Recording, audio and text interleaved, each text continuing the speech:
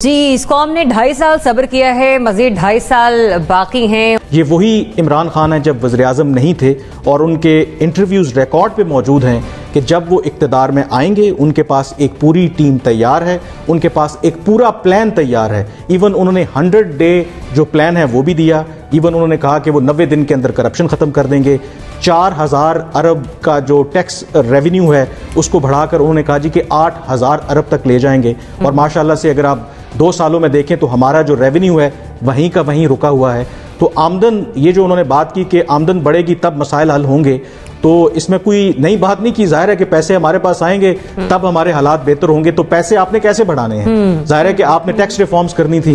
और FBR की देखें तो मेरे ख्याल में 2 सालों में इन्होंने कितने लोग तब्दील किए। शब्बर जैदी साहब को लेकर आए, आउट ऑफ बॉक्स सोल्यूशन के बाहर से बंदा लेके आएंगे, वो रिफॉर्म करेंगे, वो फ्रस्ट्रेट होकर चले गए। और 2 दिन पहले ही उन्होंने एक आर्टिकल लिखा है जो गवर्नमेंट जो क्लेम कर रही है कि मईशत रिवाइव हो गई है, उनकी मिथ को उन्होंने चैलेंज किया है। बड़ा सख्त उन्होंने आर्टिकल लिखा है। और दूसरा, आमदन बढ़ाने की बात कि आप अपनी एक्सपोर्ट्स बढ़ाएंगे, बाकी एक फेवरेबल इन्वायरमेंट क्रिएट करेंगे मुल्क के अंदर कि आपकी मईशत चले। जो इन्होंने confusion right from day one देखकर आपको मुस्तकबिल में अच्छी उम्मीद नहीं है। कम से कम एटलीस्ट ज़ाहिर है कि PTI के सपोर्टर्स, आई नो कि वो बहुत ज्यादा ऑप्टिमिस्टिक हैं और ओवर ऑप्टिमिस्टिक हैं, बट ग्राउंड रियलिटी को देखते हुए और इनकी 2.5 साल कारकर्दगी को देखते हुए कम से कम मुझे नहीं लगता कि बहुत ड्रामेटिक तब्दीली ये गवर्नमेंट मेरे ख्याल में ला सकती है। NBC आपका तज्ज़िया क्या कहते हैं? मौजूदा दौर में आमदन बढ़ सकेगी? देखिए, प्राइम मिनिस्टर ने आज बहुत खुल के बात की है।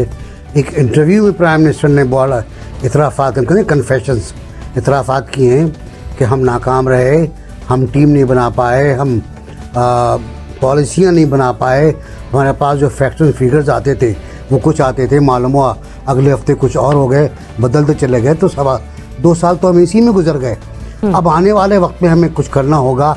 आने वाले वक्त में क्या करना होगा, कामरान ने बहुत वजाहत से बता दिया है, ज़्यादा मुझे जाने की ज़रूरत नहीं है। लेकिन आने वाले वक्त में आपके पास क्या है?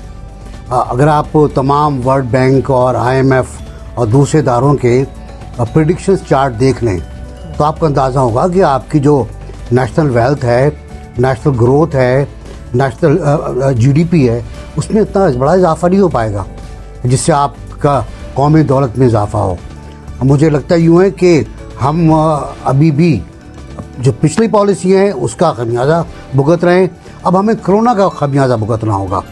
हमें एक्सपोर्ट हमारी कैसे बढ़ेंगी जब हम आपको गैस देंगे, हम आपको बिजली देंगे। कारखानों को, कराची के और फैसलाबाद के कारखाने बंद हो रहे हैं, उनकी वार्निंग है जनवरी में हम डेड हो जाएंगे। ज़ुनैरा, बड़े दिल बर्दाश्ता है NBC और कामरान गवर्नमेंट की परफॉर्मेंस को देखते हुए आपको कुछ उम्मीदें हैं अभी भी कि हाँ कुछ होगा बेहतर, आमदनी बढ़ेगी हमारी? देखिए, दिल बर्दाश्ता होना is not an option at all. अगर आपने आगे बढ़ना है, कौम की हैसियत से आगे बढ़ना है, तो दिल बर्दाश्ता होते हुए भी ऑप्टिमिस्टिक रहना पड़ता है। अगर पिछली उनकी पॉलिसीज़ कामयाब नहीं थी तो उससे पिछली भी कोई हवा में नहीं उड़ रही थी, उसी का खमियाजा हम अभी तक पे कर रहे हैं। सो लेट्स होप कि चीज़ें ठीक होंगी। FDI इम्प्रूव हुआ है, फॉरेन डायरेक्ट इन्वेस्टमेंट इम्प्रूव हुआ है, रेमिटेंसेज इम्प्रूव हुई हैं। रेमिटेंसेज इम्प्रूव होने का बहुत बड़ा फैक्टर ये है कि वो FATF पे जो आपने काम किया है और कोरोना की वजह से ट्रांजैक्शंस को डायरेक्ट चैनल से जो आपको लाना पड़ रहा है उसकी वजह से चीजें स्ट्रीमलाइन हो रही हैं। तो कोरोना के दौर में कुछ ऐसे फैक्टर्स होंगे जो आपको फेवर करेंगे और आगे जाके डेवलपिंग कंट्रीज को कम स्ट्रगल करना पड़ेगा, जबकि बड़ी इकोनॉमीज बैठना शुरू हो जाएंगी। It is going to be a new balance in the world. So let's hope and pray कि चीजें ठीक हो जाएं। जुनैद साहब, खामियों और नाकामियों का एतराफ ठीक है, अप्रिशिएट किया जा रहा है इसे, लेकिन क्या गारंटी है कि इनके एतराफ के बावजूद आगे भी परफॉर्मेंस बेहतर हो जाएगी और आमदनी बढ़ सकेगी? लगता है आपको? ये गारंटी तो सिवाय रब्बे जलाल के और कोई नहीं दे सकता। लेकिन हकीकत ये है कि जहाँ पे इस वक्त हम खड़े हैं यहाँ पे पेसिमिज्म हावी नजर आता है। इस वक्त मौसम भी ऐसा है, कोरोना भी है, सब की वजह से ऑल इन ऑल मेरा ख्याल है एटमॉस्फेयर ने भी कुछ हमें डिप्रेशन का शिकार किया हुआ एज ए सोसाइटी। इससे निकलना पड़ेगा हमें। मैं दुनिया से एग्री करता हूँ इस बात से। नंबर 2, देखिए सर्टेन लेवल पाकिस्तान बहुत आगे भी जा रहा है। अगर आप देखें, हम ये गैस की बिजली के जो हम बात कर रहे हैं, ये हमारे गले में तो बड़ा पुराना पड़ा हुआ है। और इस तौक से निकलना कितना आसान काम नहीं है। गवर्नमेंट ये कोशिश कर रही है, हमें ये भी देखना चाहिए। IPPs का जो हमारे सरों पर पड़ा रहा है इतने अरसे से, मेरे ख्याल है पिछली सदी की सबसे बड़ी हाइस्ट थी हमारे पाकिस्तान के लिए, जिससे हम पाकिस्तान की जो टोटल सिस्टम एट वर्क था, जहां पे बिजली की जरूरत थी, वो सारा डाउन होता रहा है। हैविंग सेड दैट, मैं एक और चीज यहाँ कहना चाहूंगा कि हुकूमत अगर आमदनी बढ़ाना चाहती है तो कैसे बढ़ाएगी? टैक्स बढ़ाने हैं, एक्सपोर्ट बढ़ानी है। एक्सपोर्ट बढ़ाने के लिए आपके पास सिर्फ एक सेक्टर है, टेक्सटाइल, जिसकी आप बात कर रहे हैं, और दूसरे जो सेक्टर है उसकी तरफ तवज्जो हम कम दे रहे हैं। और टेक्सटाइल की जो ट्रेड है over the world, all in all मेरे ख्याल 6% से ज्यादा नहीं है। तो 6% में पाकिस्तान कितना शेयर और ले जाएगा, ये सोचने की बात है। इसलिए हमें ट्रेडिशनल सेक्टर से बाहर निकल के काम करना पड़ेगा।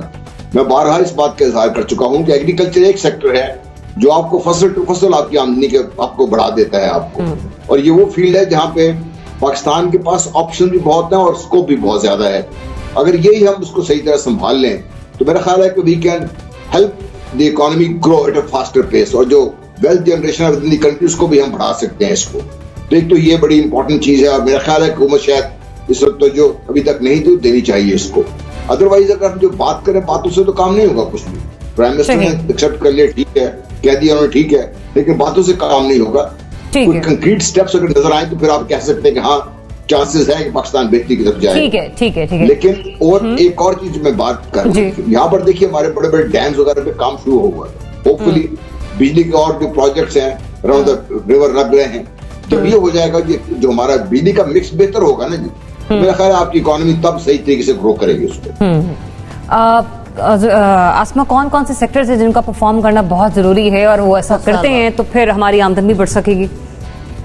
देखिए जी, मैं तो इस बारे में बहुत ऑप्टिमिस्टिक हूँ, चाहे आप उसे ओवर ऑप्टिमिस्टिक कहें या एक्साइटेड कहें, मगर मैं ये फर्मली बिलीव करती हूँ कि पाकिस्तान का एक नया होराइजन स्टार्ट हो रहा है। अगर हम इतना ही डेड फिश हों तो पूरी दुनिया का फोकस, हम प्राइमरी फोकस हैं हम इस वक्त पूरी दुनिया का। हमारी जियोपॉलिटिकल पोजीशन ऐसी है कि अगर हम we put our head down और फिर sky is the limit of our success, लेकिन वो अब किस तरह किए जाए? हम बहुत ही धीमे स्टेप्स लेके उस तरफ जा रहे हैं, मगर हम उस तरफ जा रहे हैं। हमें अपने एग्रीकल्चर सेक्टर को उठाना है, कंस्ट्रक्शन सेक्टर को उठाना है। इसके अलावा टेक्सटाइल पे ऑलरेडी काम हो रहा है, लेकिन हमारे पास इस वक्त इतनी एम्पल अपॉर्चुनिटी है ना, इसको अगर हम एक्चुअलाइज कर सकें तो ये हमारे लिए 70 सालों बाद एक नई बिगिनिंग होगी। इसके बाद हम अपनी ग्लोरी को लोगों को बताया करेंगे। अभी तक तो हम अपने मसलों को ही रोते रहते हैं।